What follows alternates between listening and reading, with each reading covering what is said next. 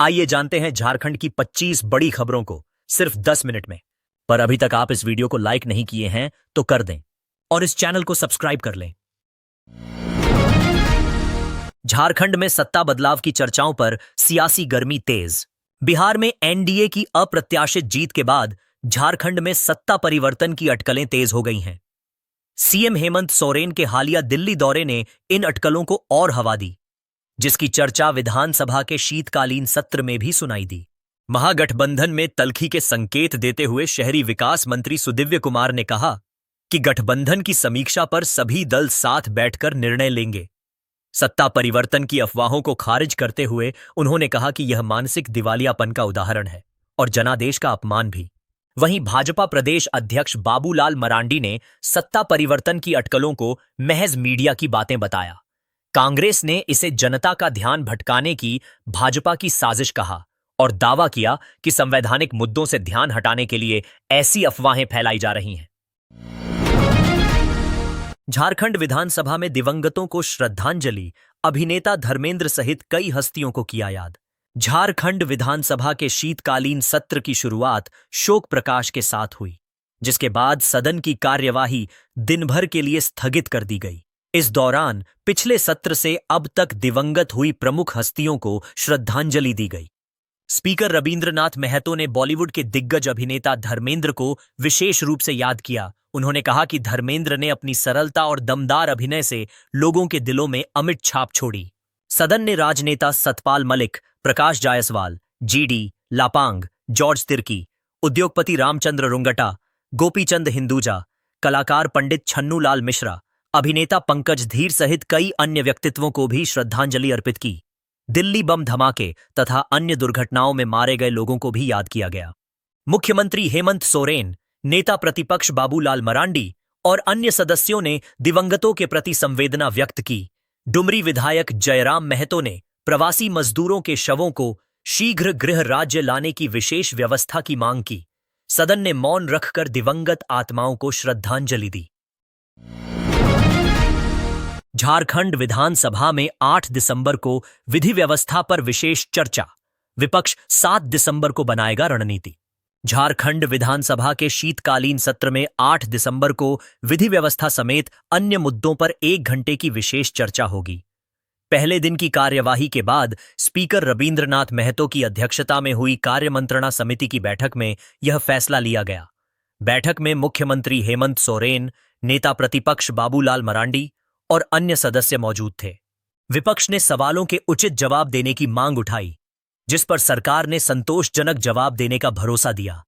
लंबे समय से विपक्ष इस विशेष चर्चा की मांग कर रहा था। शीतकालीन सत्र को लेकर विपक्ष 7 दिसंबर की शाम को बैठक कर सरकार को घेरने की रणनीति बनाएगा।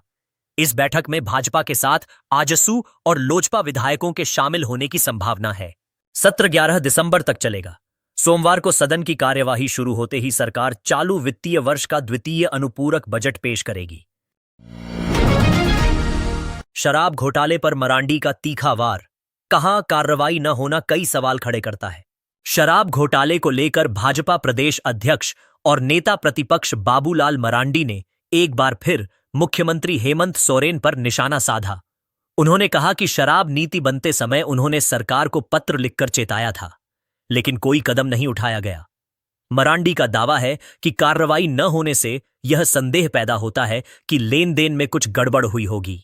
उन्होंने आरोप लगाया कि विनय चौबे द्वारा ली गई मोटी रकम का हिस्सा सीएम तक नहीं पहुंचा होगा, तभी सरकार ने उस समय कार्रवाई नहीं की। मरांडी ने पूछा कि जब उन्हें पत्र भेजा गया तो मुख्यमंत्री ने क्या कदम उठाए।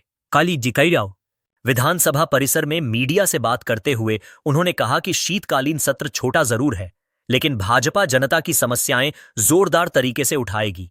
उन्होंने कहा कि कानून व्यवस्था, भ्रष्टाचार और आर्थिक स्थिति, तीनों मोर्चों पर राज्य सरकार नाकाम साबित हुई है और विकास की रफ्तार पूरी तरह रुकी हुई है। ED summons case, Hemant Soren की याचिका पर हाईकोर्ट का अंतरिम राहत आदेश, 12 दिसंबर की ट्रायल स्थगित। ईडी समन अवहेलना मामले में मुख्यमंत्री हेमंत सोरेन द्वारा दायर याचिका पर गुरुवार को झारखंड हाईकोर्ट में सुनवाई हुई। जस्टिस अनिल कुमार चौधरी की अदालत ने ईडी को जवाब दाखिल करने का निर्देश देते हुए ट्रायल कोर्ट में 12 दिसंबर को प्रस्तावित सुनवाई को स्थगित करने को कहा। अगली सुनवाई 18 दिसंबर को होगी। सीएम की ओर से अधिवक्ताओं ने दलील दी कि ईडी ने काउंटर दाखिल करने के लिए 2 सप्ताह का समय मांगा है, जिससे ट्रायल शुरू हो सकता है।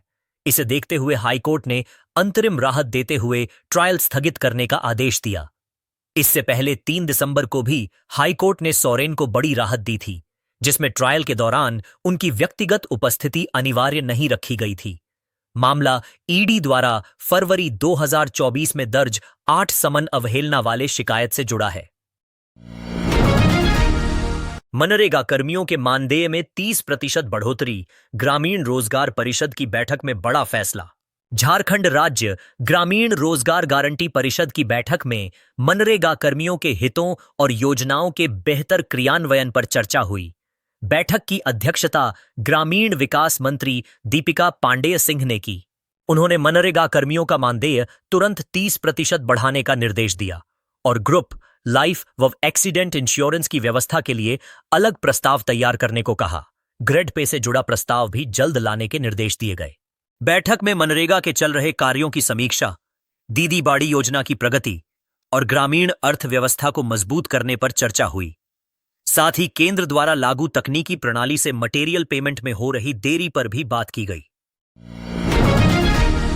ईडी समन केस में हेमंत सोरेन को हाईकोर्ट से राहत, ट्रायल कोर्ट में हाजिरी से छूट। ईडी समन अवहेलना मामले में झारखंड हाईकोर्ट ने मुख्यमंत्री हेमंत सोरेन को बड़ी राहत दी है। कोर्ट ने एमपी एमएलए ट्रायल कोर्ट में उनकी सशरीर उपस्थिति की अनिवार्यता खत्म कर दी है। हालांकि केस की सुनवाई पहले की तरह जारी रहेगी। जस्टिस अनिल कुमार चौधरी की अदालत ने मामले की मेरिट पर सुनवाई करते हुए सोरेन की याचिका निपटा दी। अब उन्हें हर तारीख पर कोर्ट में हाजिर होने की जरूरत नहीं होगी। यह मामला ईडी द्वारा जारी कई समनों का पालन न करने से जुड़ा है। निचली अदालत ने व्यक्तिगत पेशी का आदेश दिया था, जिसे हाईकोर्ट में चुनौती दी गई थी। हाईकोर्ट की राहत केवल उपस्थिति से छूट तक सीमित है, जबकि केस क्वैश करने की मांग पर ट्रायल जारी रहेगा। एमपी एमएलए की विशेष अदालत में इस मामले की अगली सुनवाई 12 दिसंबर को होगी। विधानसभा शीतकालीन सत्र में कड़ी सुरक्षा, रांची में आईपीएस सहित 11 अधिकारी तैनात। झारखंड विधानसभा का शीतकालीन सत्र 5 से 11 दिसंबर तक चलेगा, जिसके दौरान सुरक्षा व्यवस्था मजबूत करने के लिए रांची में एक आईपीएस और 10 डीएसपी सहित कई जिलों के अधिकारियों की विशेष तैनाती की गई है। जैप 3 के कमांडेंट आईपीएस मनोज स्वर्गियारी समेत सभी प्रतिनियुक्त अधिकारियों को अलग अलग जिम्मेदारियां दी गई हैं, ताकि सत्र के दौरान किसी तरह की कानून व्यवस्था की समस्या न हो। पुलिस मुख्यालय के अनुसार रांची के जोनल आईजी ने सत्र को सुरक्षित रखने के लिए अतिरिक्त पुलिस बल की मांग की थी, जिसके आधार पर यह तैनाती की गई है। बिहार नतीजों पर जेएमएम का तंज, कांग्रेस बोली महागठबंधन पूरी तरह एकजुट। झारखंड में राजनीतिक हलचल के बीच झामुमो के केंद्रीय महासचिव सुप्रियो भट्टाचार्य ने बिहार विधानसभा चुनाव परिणाम को कांग्रेस और राजद के लिए आत्मग्लानि का समय बताया। उन्होंने कहा कि गठबंधन मजबूती से कायम है, लेकिन पार्टी बिहार चुनाव और साथी दलों के व्यवहार की समीक्षा करेगी। भट्टाचार्य ने बताया कि घाटशिला उपचुनाव में जीत के बावजूद लक्ष्य से कम अंतर रहने पर उसकी भी समीक्षा की गई है। उनके इस बयान पर कांग्रेस ने पलटवार करते हुए कहा कि न तो पार्टी डरी है और न ही उसे आत्मग्लानि की जरूरत है। कांग्रेस नेताओं ने कहा कि झारखंड में महागठबंधन पूरी तरह मजबूत है और ओनल इज वेल है। कांग्रेस प्रदेश अध्यक्ष केशव महतो कमलेश ने हेमंत सोरेन के दिल्ली दौरे पर उठ रहे सवालों पर कहा कि इसका जवाब खुद मुख्यमंत्री ही दे सकते हैं। उन्होंने बीजेपी पर सरकार को अस्थिर करने की कोशिश का आरोप लगाया। लोकसभा में गूंजा स्वर्ण जयंती एक्सप्रेस बंद करने का मामला, सांसद बोले कोहरे का बहाना सालाना परंपरा।